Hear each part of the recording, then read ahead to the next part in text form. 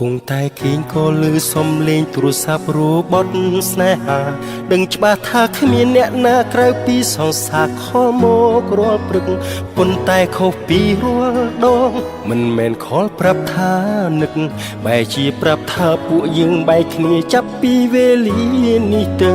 បងឆ្លើយទាំងសើចស្មានថាអូនចង់និយាយកំប្លែងនឹងបងមិនដឹងនួនល្អងមករករឿងបងប្លែកមិនដឹងខុសត្រូវកំពុងគេងលក់សុកសង្សារខលមកសំបែកផ្លូវបងខុសអ្វីទៅអូនសំបែកបងស្រ័យសួររកហេតុផលកំពុងតែគេងសុកអូនខលមកសំបែកហេតុអ្វីជួបរឿងប្លែក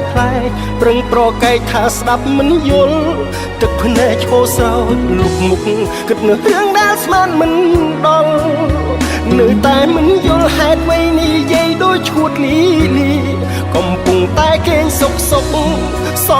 សារខលសំបែកទោះបីខំទប់ទឹកភ្នែកក៏ទឹកភ្នែកនៅស្រង់ហូរ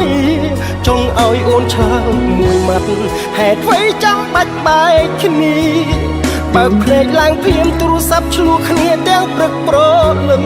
គួរក្បាលវងវែងអស់ហើយ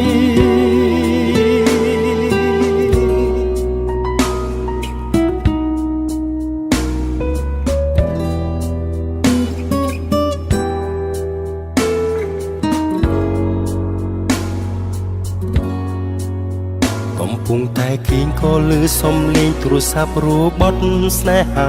ដឹងច្បាស់ថាគ្មានអ្នកណាក្រៅពីសង្សារខលមករាល់ព្រឹកប៉ុន្តែខុសពីរាល់ដងមិនមែនខលប្រាប់ថានឹកបែរជាប្រាប់ថាពួកយើងបែកគ្នាចាប់ពីវេលានេះទៅ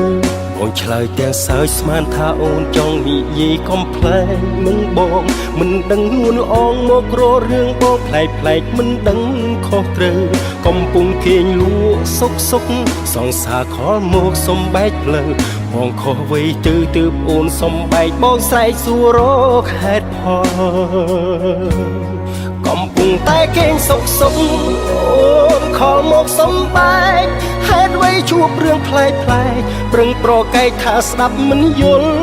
ទឹកភ្នែកឈោស្រោចលុបមុខគិតនៅរឿងដែលស្មានមិនដល់នៅតែមិនយល់ហេតុអ្វីនេះយាយដូចឈួតលីកំពុងតែគេងសុកសង្សារខលសំបែកទោះបីខំទប់ទឹកភ្នែកក៏ទឹកភ្នែកនៅស្រង់ហូរចង់ឲ្យអូនឆ្លើយមួយម៉ាត់ហេតុអ្វីចាំបាច់បែកគ្នាបើកភ្នែកឡើងព្រាមទូរស័ព្ទឆ្លោះគ្នាទាំងព្រឹកព្រលឹមកំពុងតែគេងសុកអូនខលមកសំបែកហេតុអ្វីជួបរឿងប្លែកប្រឹងប្រកែកថាស្ដាប់មិនយល់ទឹកភ្នែកឈោស្រោចលុបមុខគិតនៅរឿងដែលស្មានមិនដល់នៅតែមិនយល់ហេតុអ្វីនេះយាយដូចឈួតលីកំពុងតែគេងសុកសង្សារខលសំបែកទោះបីខំទប់ទឹកភ្នែកក៏ទឹកភ្នែកនៅស្រង់ហូរ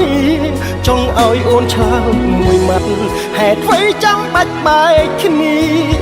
បើកភ្នែកឡើងព្រាមទូរស័ព្ទឆ្លោះគ្នាទាំងព្រឹកព្រលឹមគួរក្បាលវងវែងអស់ហើយ